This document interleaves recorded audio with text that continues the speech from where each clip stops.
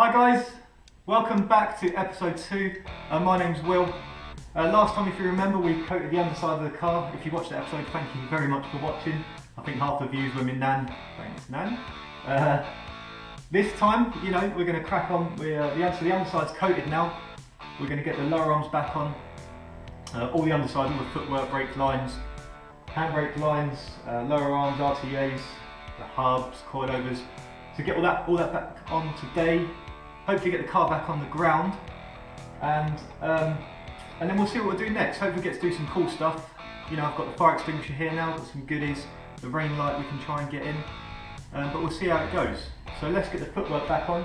I'll try not to talk as much this time round, and also not move around. You might notice I'll put you up on there, and I'm going to stand still instead of walking around all the time. The finish from the stone chips actually dried really hard and quite nice. I've touched in the areas where I've missed a little bit of a paintbrush with some of that diamond white that I told you about last time. So I'm happy with that. So let's crack on with getting these lower arms on. Okay guys, first things first, you may notice just here that these fuel lines are hanging down. I had to unbolt them for the floor pan, just so I could get access to the back of the floor pan here for the painting. So I'll bolt them back up now.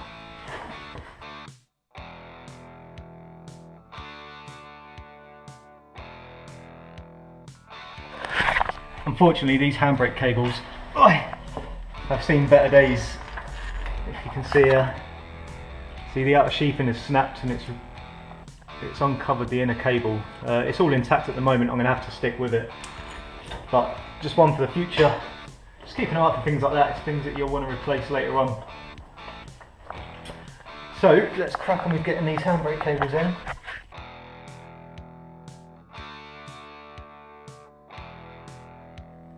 A useful tip for you.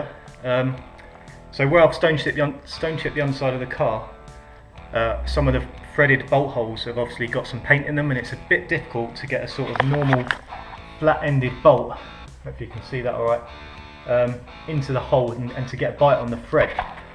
So as always, if you get any spare bolts, naturally when you put a car back together you've always got stuff left over. You might have some bolts like this, hopefully you can see that, and it's got little cutouts around the end of the thread, and they're really good. It works like almost like a little tap, and it just cuts through the thread. Well, not cut through the thread, but it will cut through any crap that's caught up in the thread, and because it's tapered it will go in nice and it will just work its way in and clean that thread up for you. So if you've got any of these, they're worth keeping really, because they will clean up the thread. So I'm just going to run these through the threads now, get them all cleaned up, and then I can use my flat face bolts and they should go straight in.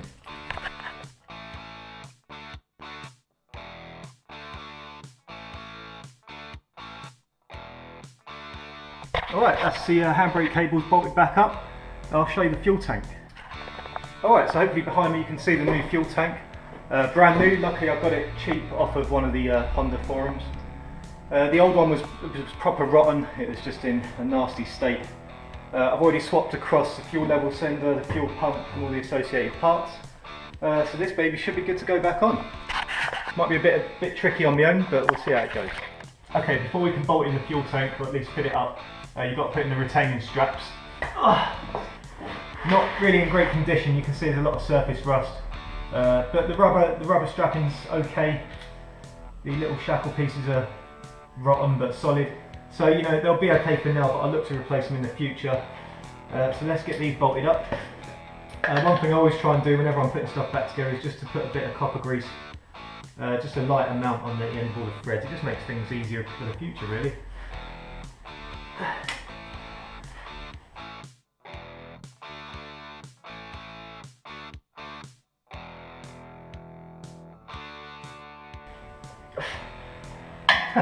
Okay, that's the straps in. Let's get that fuel tank.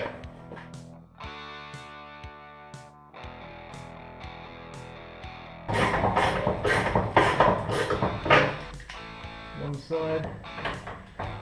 It's tempting to get the gun out and just rattle these suckers back on. Uh-oh. What's going on here? That looks bad juju to me. Give it a little tweak. No, you don't want to go. Right, I have to loosen this off. Good fun. What's something to you? That's welded solid, that boy. Right, so as always, nothing is without issue. Yeah. So this bolt clearly hasn't moved for a while, so I'm gonna have to do my best now to loosen it up so I can get a nice fit on this tank. I won't make you watch that, I'll just get it done. Oh, got that all undone. I just cleaned it up with the angle grinder and the wire wheel, and then used the gun to waz it off. And to be honest, I think I'm going to stick with the gun for a bit because it just gets the job done. So I can put this strap back in now.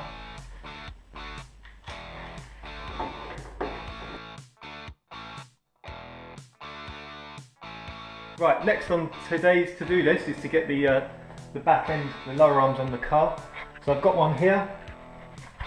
Just going to have a little look really, make sure the bushes are okay. Obviously it's a bit dusty, I need to clean it up, but you know, yeah, we're all looking alright to be honest. I'm going to give it a good clean up. Rear train line bush is good, but I renewed these not too long ago. Quite interesting, a lot of people use aftermarket rear trailing arm bushes. A bit of cracking, I don't know if that's from paint. What was I saying? Yeah, so a lot of people like to use the aftermarket rear trailing arm bushes. I like to use the standard Honda ones because the way Honda engineered these, obviously the aftermarket ones are a lot stiffer. Now Honda engineered these RTA bushes so that they give stability under braking. The idea is that these are, at the stiffness that they are, you can see that moves with a fair amount of ease. And the idea is that under braking, because these move, I don't know exactly how it works, there's some Honda magicry going on, but it does make the rear end toe in ever so slightly. And what that does is it gives good stability under braking.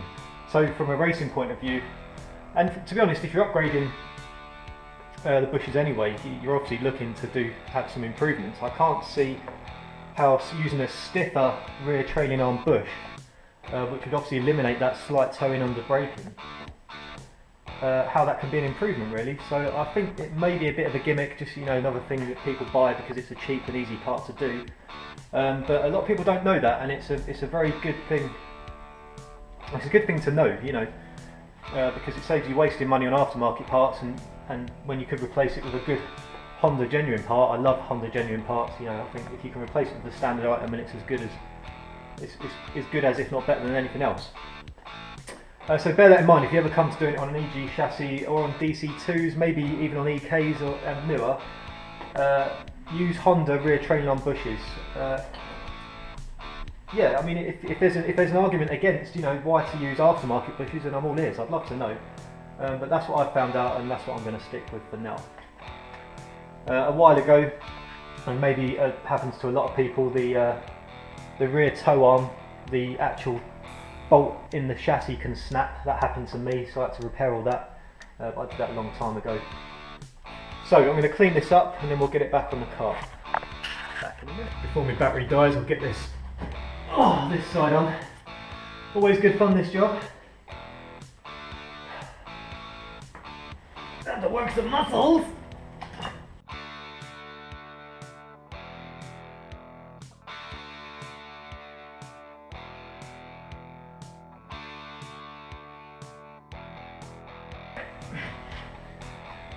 Okay, that's pretty much on. I've got the LCA bolts are going, but I've also got a absolutely genuine ASR subframe brace. I'm not bothered about genuine parts, as long as they work. It's all money, man. Money, money, money. Alright guys, so we've got most of the back end back together now. I'll just show you around. So we've got the very genuine ASR subframe brace. Now a lot of people just fit these for aesthetic reasons, but it's actually a very good piece of kit. Like Type R models, the rear subframe will have an extra bracing running in between the LCA points, basically under hard cornering and sort of racing conditions. It's been known for EG subframes to literally tear. So this is just, for me, it's just a strengthening piece. It's good because it has multiple bolting locations into the subframe, and it also has a piece that slots in behind and sort of clamps it all together, which is good. So bolted to the subframe, we've got a DC2 anti-roll bar, which I had stripped and re-powder coated. Some very basic D2 lower control arms. Moving on, we've got a set of BC Racing coilovers running all round. The spring rates, I think we've got 6 kilos on the rear and 8 on the front, but I'll have to confirm that. So adjustable camber arms by Cyberspeed, adjustable toe arms up the front, the new fuel tank that's in, braided brake lines, run throughout the car to delete the ABS, so that is all the way through is this braided setup. The key to running braided lines over hard lines are better, but these are just easier, and the idea is that, or the issue is that you can have with these is that if you don't bolt them down quite often along their route, as you apply pressure down the brake line, these lines will try and flex and they'll try and straighten out from that curved position. So you want to bolt them down, like with P-clips, you want to P-clip them down in as many locations as you can to keep that pipe from flexing at all. Because if it does flex, and you're taking that feel away from the pedal. So that's that with the braided lines. And it's looking pretty smart, you know, it's nice and clean, that's the way I like it. So the back end now is looking pretty sweet. I still need to sort out the very rearmost part of the car. You can see I've got a bit of rust in there. I'll cut that out and repair that. However, right now, you know, that's just a superficial thing. I don't need it to go racing. You know, it's not a structural part. But as you know, rust does not stop until you cut it out. So all I've got left to put in on the back end is the fuel filler pipe that I'll run up here. I've just put a bit of paint on that to make it a bit cleaner. Right, so what I'm going to do now is I'll get that fuel filler pipe back on, and I can finally put the car back on the ground. Key point to note: whenever you're working on suspension and the car's up in the air like this, and all this is fully unsprung at the moment, so there's no, obviously it's not under any weight. It's good practice to keep all the bolts loose for now. So the lower control arm bolts, the front toe arm, anything, basically all the bolts, any of the bolts that go through and are through a bushing, keep them loose. And what we'll do is I'll show you when it comes to it. But as I lower the car down, I'll put an axle stand on one side and I'll jack up this side so it's got the full weight on that rear corner, and then I'll tighten up all the bolts to the correct torque. Now the idea is, if I was to tighten all these up now and then lower the car, this is going to compress up an inch or two, and then bushes will be under a constant twisted pressure for as long as it's sat on the ground. So the idea is you put the weight on the car initially, so that this is all in the position that it would be as if it was sat on the ground. Then you tighten up all the bolts to the correct torque, and then bushes will be in a relaxed position, so they won't be under any undue stress and cause them to tear prematurely. So what I'll do now is I'll get that filler pipe put on, like I said, and I'll show you exactly how I go about lowering the car down and tightening them bolts up. We'll torque them to spec, and then I can move on to the next task. It'd be good to have this part done and have the car back on the ground, because like I said, it's been up in the air for quite some time now. So yeah, let's crack on with that, see you in a bit. Alright, so I've got the car back down low on axle stands. Both stands are in. So what I'm going to do now is take up the weight on one corner with the jack, so that it's on the actual sprung weight of the car. Just until we lift it off this one side axle stand. You can see the suspension compressing, and that's it. I'm about a centimetre off the axle stand.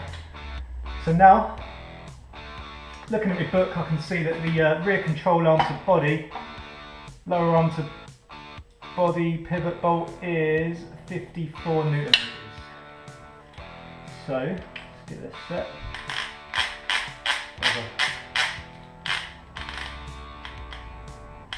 About there. Not about there, it is 54. Just double check. Lower arm. Yeah, each side's 54. So now that bush is relaxed because this is loose. There you go, 54.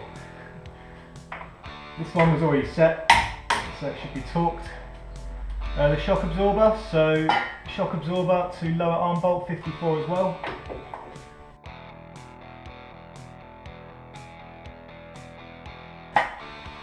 So So that's it, so that's how you correctly torque up all your suspension bolts with the bottom end fully compressed up. So what I'll do now is I'll put that back down onto the actual stand and move across and do the other side.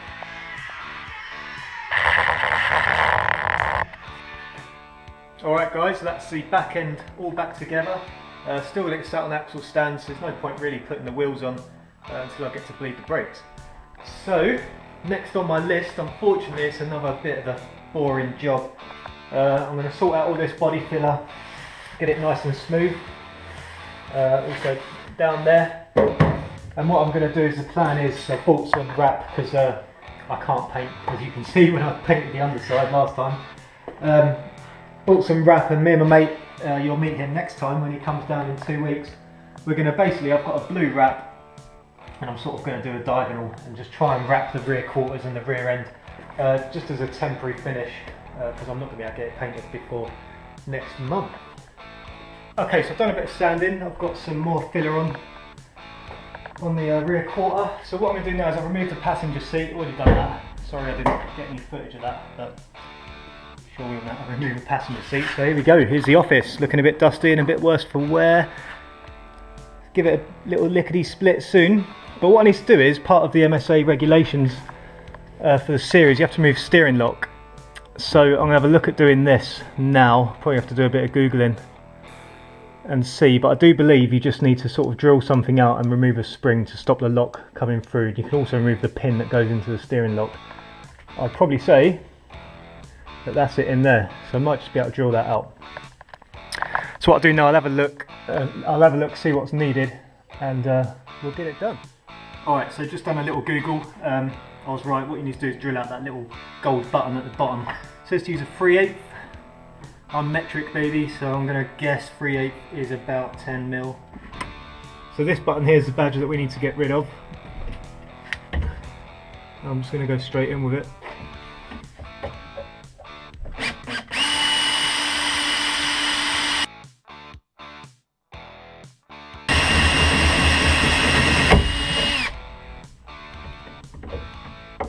Right, I can see something.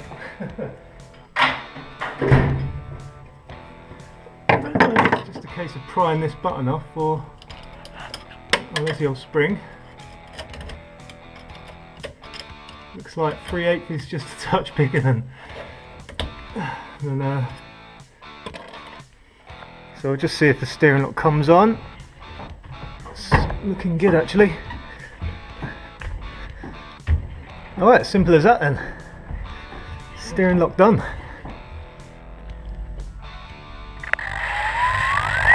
Job done. Alright, that steering lock job went much quicker than expected, so I'm still waiting for the filler to go off. So what I need to do is I'm going to pull out the driver's seat and the harness, because I need to start looking at tying in the roll cage. Now the roll cage is welded in to the 6 mounting points on the floor. However, I'm not too sure for regulation I'll have to have these in, but it's got the A-pillar tabs. I need to weld in some anchoring points. Also on the B-pillar you can see there. And also you've got this centre bar across the bottom. I need to drill out these to get the sleeve fitted for this centre bar and re-weld this plate underneath. I got it a bit wrong and they're off by, well, they're about half the hole off, so I need to cut that out and remount it. So I might as well get all that prepped by getting the seat out and getting the windows covered so I can start grinding and welding. Thought I was done with welding, never mind, I don't mind welding. And the sun's coming out, look at that, bit of sunshine. Okay, so let's pull the seat up.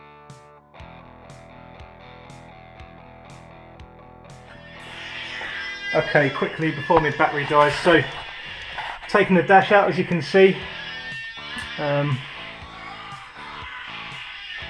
Now I'm going to mask up the windows. I've already made the mistake of welding in here and grinding and getting all the splatter on the windows, and it's marked it, but these perspex are new, so I'll cover them up, make sure they're all masked up, and then we can start on the roll cage. I suppose that's my next big task really. It's going to take a little while to get everything lined up and have the anchoring points welded in. I'm not really looking forward to it, but just got to get it done, haven't we, eh? Just got to get it done on the old job list. Along with the bodywork, and well, I'll say what's a priority. Doesn't matter, it all needs to be done, doesn't it? Priority or not, just got to get it done. So, dash is out. What time is it now? It's 6:15. The dash is out. I'm going to probably mask up the windows, and then I'll call it a day. So, until tomorrow. See you then. I need to stop winking. What is that about? See you tomorrow.